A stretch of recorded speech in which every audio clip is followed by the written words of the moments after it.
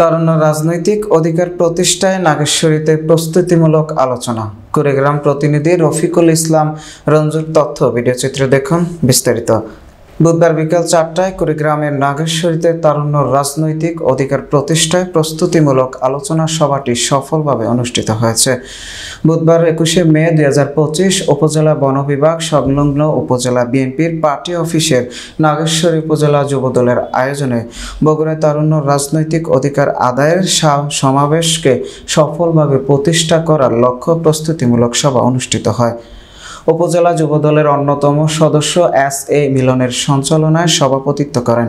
নাগেশ্বরী উপজেলা ছাত্রদলের সাবেক সভাপতি ও উপজেলা যুবদলের যুগ্ম আহ্বায়ক প্রভাষক ফরহাদ হোসেন এবং আমন্ত্রিত অতিথি হিসেবে ছিলেন নাগেশ্বরী পৌর যুবদলের সাবেক সভাপতি এস.এ.এম. ফারুক হোসেন।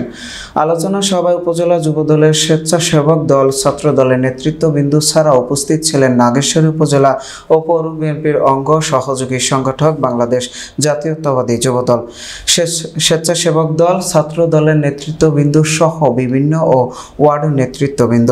তারুণ্য সমাবেশকে সফল করার লক্ষ্য বিভিন্ন ইউনিটের নেতাকর্মীদের নিজ নিজ মতামত তুলে ধরেন এবং সিনিয়র নেতৃত্ববৃন্দ পরামর্শ গ্রহণ করেন।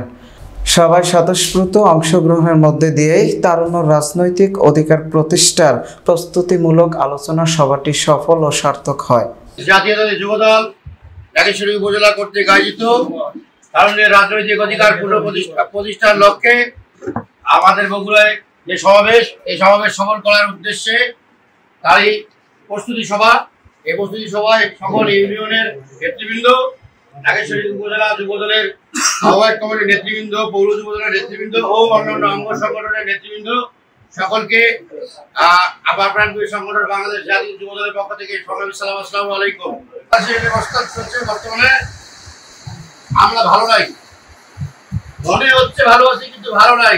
আমাদের নেতা তারেক রহমানকে দেশে আসতে পারছে হলো, তাকে আসতে দেওয়া হয় নাই।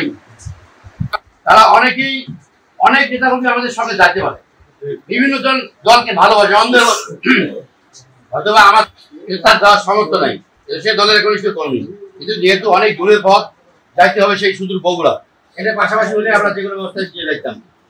তো আপনাদের বৈধ আমাদের অভিভাবক সেটা হচ্ছে উপজেলা এবং পৌর বিএনপি সংগ্রামী নেতৃবৃন্দ, বাংলাদেশ জাতীয়তাবাদী যুবদলের বিভিন্ন ইউনিয়নের বিভিন্ন স্তরের নেতৃবৃন্দ সকলকে জানাচ্ছি বাংলাদেশ জাতীয়তাবাদী যুবদল নাগেশ্বরী উপজেলা শাখার পক্ষ থেকে সংগ্রামী সালাম ও শুভেচ্ছা।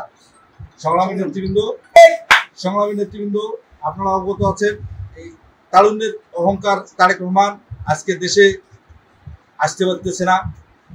আজকে দেশে বিএনপির নামে কিছু কুচক্রী মহল বিএনপি যাতে ক্ষমতায় না আসতে পারে এজন্য ষড়যন্ত্র চালাচ্ছে।